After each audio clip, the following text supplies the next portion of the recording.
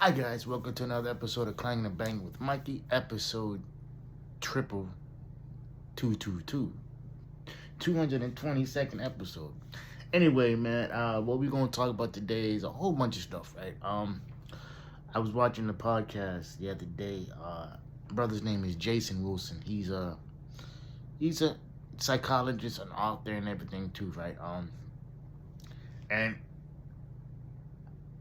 I watch podcasts a lot. I kind of break them down you know, into digestible sections, right? And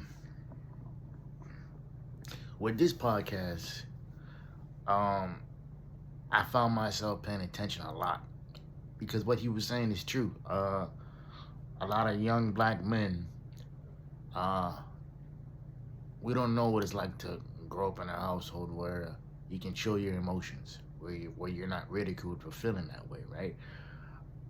And a lot of us don't have the opportunity as grown men to go and talk to our fathers as to why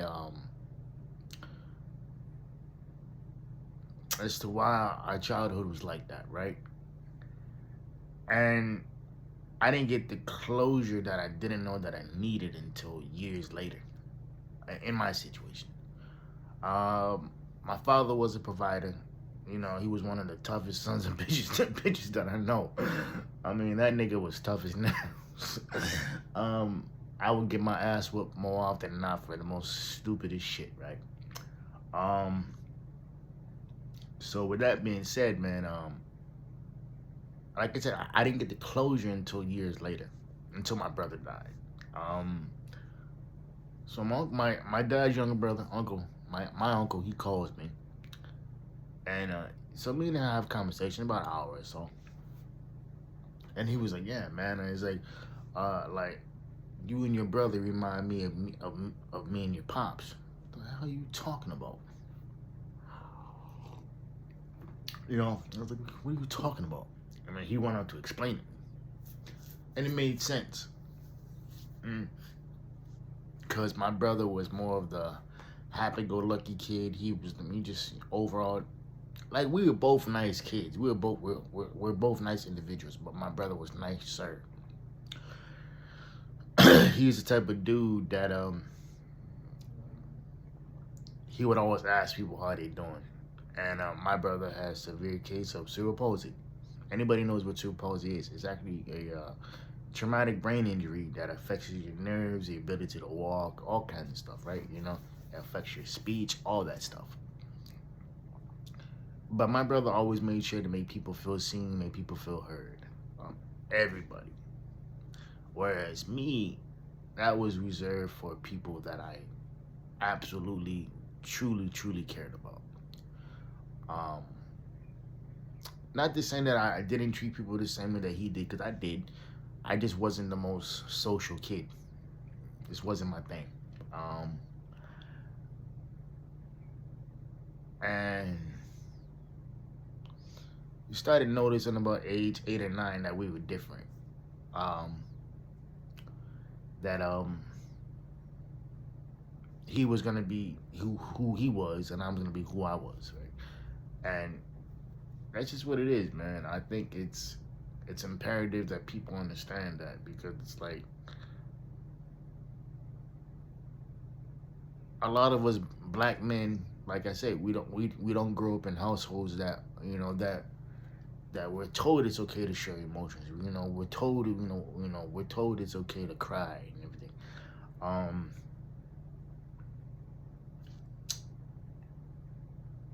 yeah, I'm 36 years old, bro, and I've broken down in front of two people my entire life.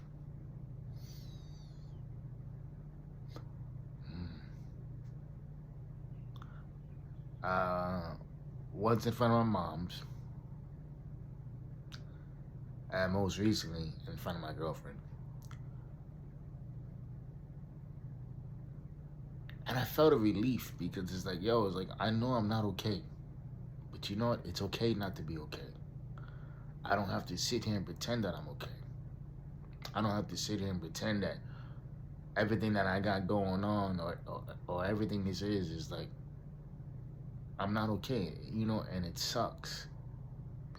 But I get it. I understand it, you know. Like, and the more and more I think about it, the more I understand it to a point. I gotta realize that yo, it's okay. And Jason Wilson talks about like the inner child, right? He because he was on Matt and Stacks podcast, so he kept saying Matt and Stacks, little Stack and little Matt. In my ways, it's little Mikey. Um, and every once in a while, that kid will come out, and my girl will be like, yeah, like she's like, babe. Sometimes I look at you, and it's like I can tell it's your inner child coming out. They're like this how you acting. Because when he comes out, it's more along the lines of like, okay, let me fill out this situation. Is this really a safe space? Is this really something that we should be doing right now? Or as the grown version of me is like, nah, I got it, we good. And the inner version of me is like, nah, bruh, go sit down somewhere. We still got some work to do.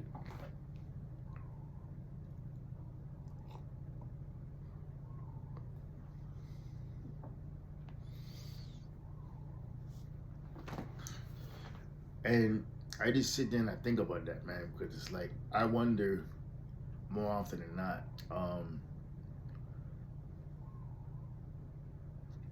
what it would have been like if my dad would have grown up in a household where, you know, he was showing love instead of physical violence. I wonder what his life would have been like if he would have grew up in a household where he was taught that it's okay to show your emotions. I wonder if I've always wondered if he grew up in a household where, like, yo, like, like, how would it be if you experienced the opposite of what you experienced, right?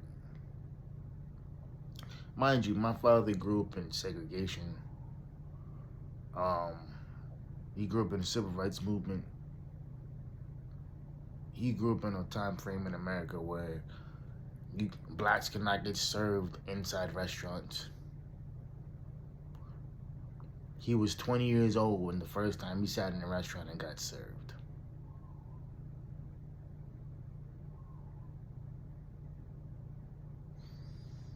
You know? Because growing up, he had, like, they could place the order in the restaurant, but they had to walk to the back of the restaurant to go get their food.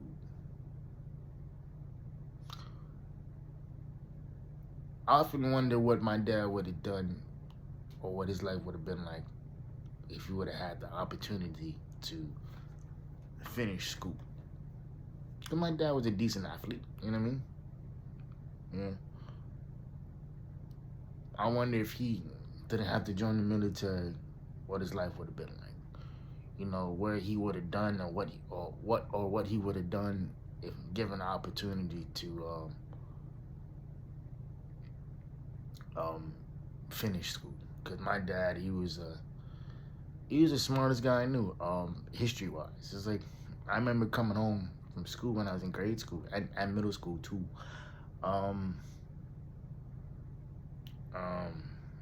I would give him my history homework and he would highlight the important parts of it. He was like, hey, like, look, it's over here. These are the answers, my man, and just go get it done this way. I was like, what? He's like, bro, I'm telling you. He's like, you just write down what I highlighted, and like they gonna give you an A. And it worked. And it got to the point where when I got to college, nobody knows what they want to major in, right? And I was actually wanted to major in history. I actually wanted to major in history and minor in creative writing. Because the history was because of my dad. Because it's like, I guess I wanted to have something to talk to him about that was on his intellectual level. And and they created writing simply because y'all see the studio behind me. Y'all see this behind me. Like, music has always been my thing, bro. Growing up, we had a makeshift studio in our house. I'm talking turntables and everything. So it was like music has always been around me. So it's like what with all that going on, it's like, yeah, why not? You know, but I ended up settling on psychology because I just liked it. Because to me, psychology was the only major to me where you could actually implement it on a daily basis. Psychology is a study of the mind, so and in order to understand people, in order to understand yourself, you have to understand their mind first. And as I get older, I'm beginning to realize like, yo, it's you know, not everything has to be one way, or it doesn't have to be a certain way, because it doesn't. Um, and I think a lot of people will sit there and make excuses in certain situations, and it's like nah, like what happened to you sucked, no doubt about it. But at the same time, it's like, what you gonna do about it? People like, what? So yeah, like, what are you gonna do about it? It's like, yeah, like, does it suck that this shit happened to you? Does it suck that you got your ass whooped? Does it suck that you didn't grow up in a house full of love? Yeah. Now, I'm not saying that therapy works for everybody. Um, but I'm saying everybody should give it a fair shot. Because especially black men, man, we walk around with so much anger, so much hate, dog, and it's like, man, a really fucked up thing is that brothers can't tell you why they mad. They can't tell you why they mad.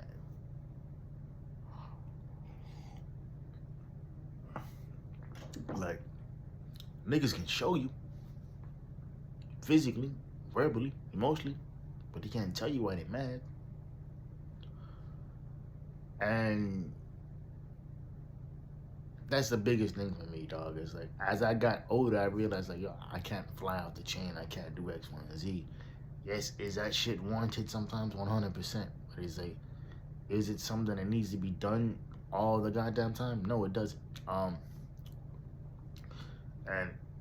that's what I think this is, like, this is, man. Because, like, a lot of people will sit there and make excuses. And I'm like, no, you can't.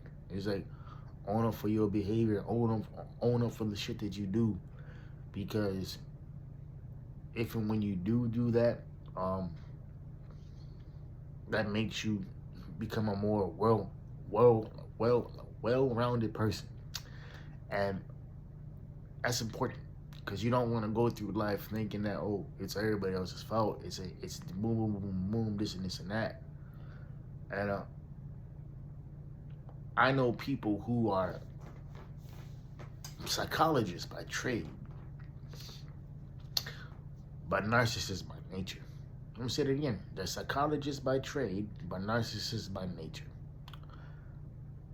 And it's crazy to me how they can sit there and psychoanalyze somebody else and not psychoanalyze themselves.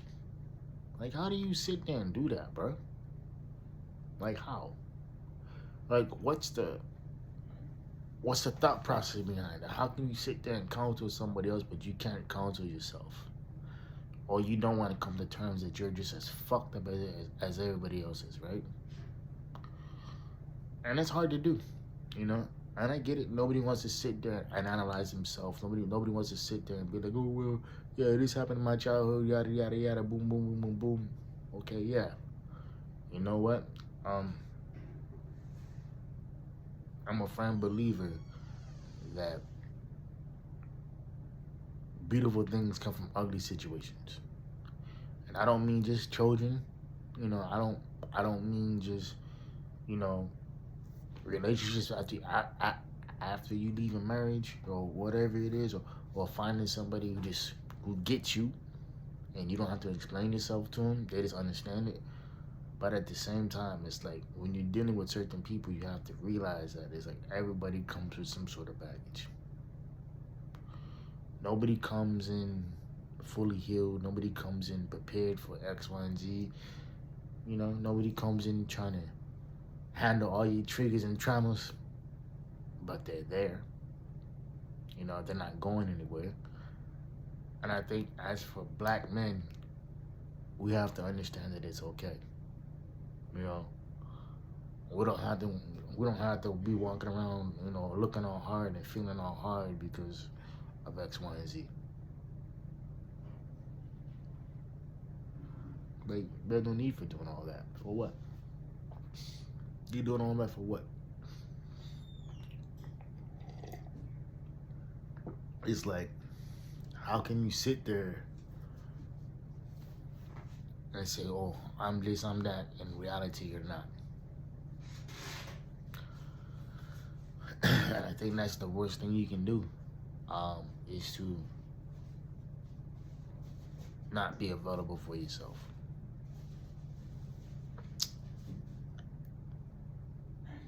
Yeah. And it's like, why sit there?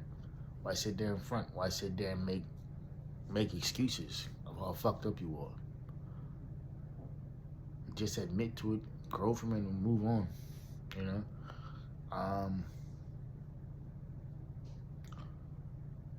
I felt a certain way when I lost my dad. Yeah, that's my dad. I damn near lost my mind when I lost my brother. I didn't know how to deal with the grief. I didn't know how to deal with everything that I was feeling. I didn't know how to understand it, because I know one day that we're all gonna lose our parents. We're gonna lose people who are older than us simply because they're older than us. You don't expect to lose your best friend at 35.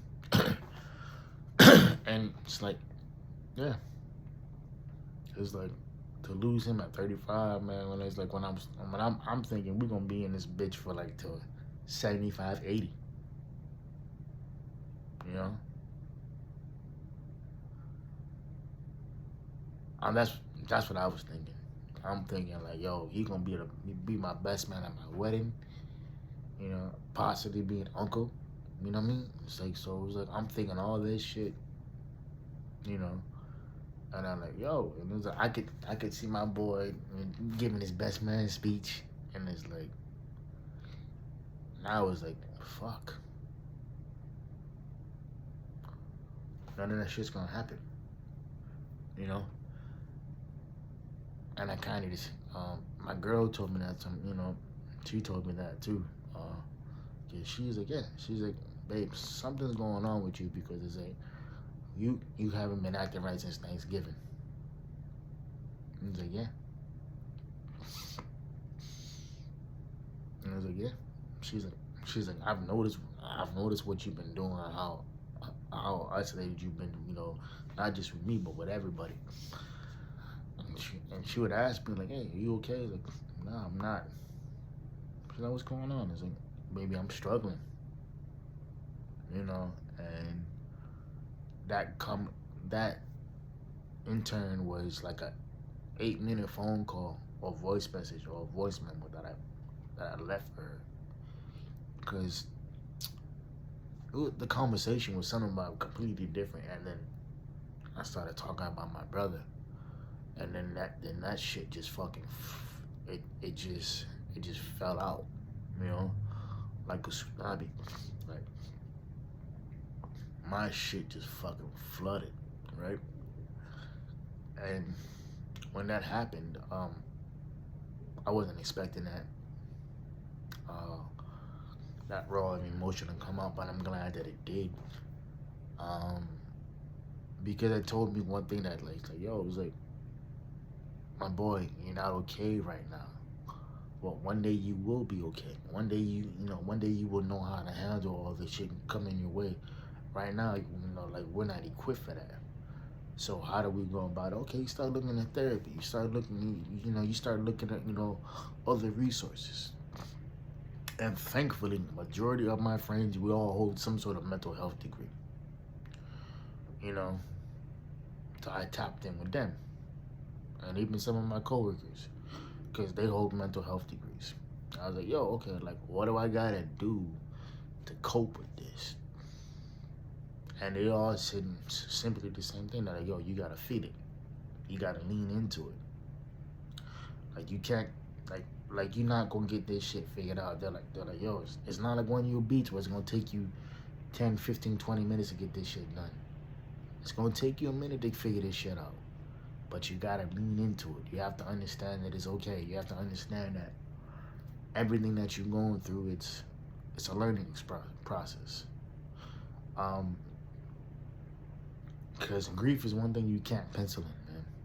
And that's one thing I'm realizing. It doesn't happen how you want it to happen. It could be happening when you sit in your car doing your lunch break, talking to your girl, and you start crying.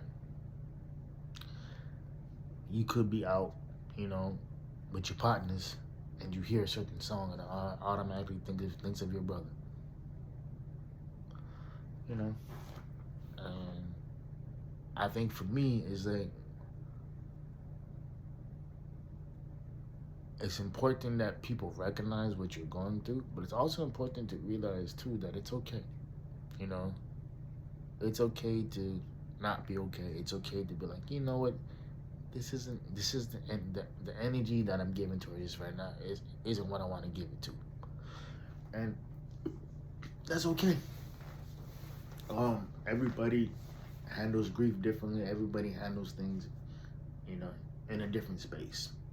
Just because you handle it a certain way doesn't mean that it's right or it's wrong. It just means that your coping mechanisms may or may not work. So if they don't work for you, then you have to understand that it's okay. Because everybody at some point in time comes to a fork in the road. And once that fork in the road is reached, you can be like, okay, you can be like, I can do what if I was gonna go left. Or I can do something different and go right. Sometimes you gotta go right.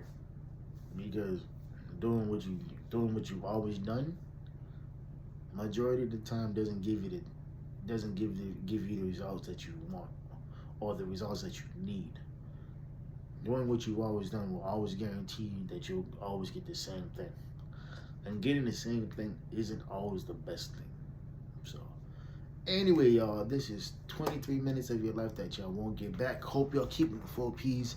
Private player, positive pushing. I'll see y'all next week. Love y'all.